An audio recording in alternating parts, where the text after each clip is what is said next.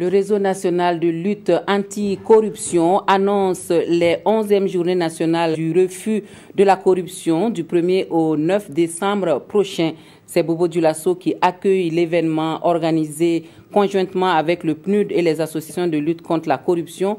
La nécessité du contrôle populaire de la gestion de la chose publique, c'est le thème de ces 11e journées dont les activités ont démarré depuis le 27 novembre. Maïmouna Traoré pour les précisions. La 11e édition des Journées du refus de la corruption met l'accent sur le contrôle populaire de la gestion de la chose publique. Une nécessité selon le RENLAC car il incombe aux citoyens de s'engager dans la lutte contre l'impunité et de dénoncer tout acte et fait de corruption. Toutes les couches socio-professionnelles seront donc associées à cette célébration. Nous pensons que la chose publique sera bien gérée lorsque la conscience des populations va s'élever et qu'elle va s'impliquer à faire en sorte que, en termes, j'allais dire, de contrôle, elle puisse contrôler donc cette gestion de la chose publique.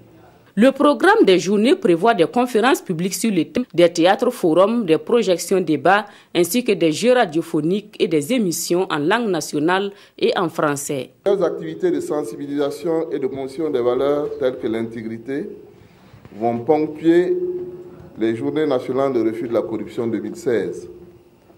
Pour faire écho à la mission première de ces journées, qui est de conscientiser les populations et d'interpeller les pouvoirs publics. Ces Journées nationales de refus de la corruption serviront également de lieu d'échange et de réflexion sur l'application de la loi anticorruption. Les 11e journées du refus de la corruption se tiennent dans un contexte marqué par l'affaire des tablettes remises aux députés, la publication des résultats de l'audit de la transition et les enquêtes parlementaires sur le foncier et le secteur des mines.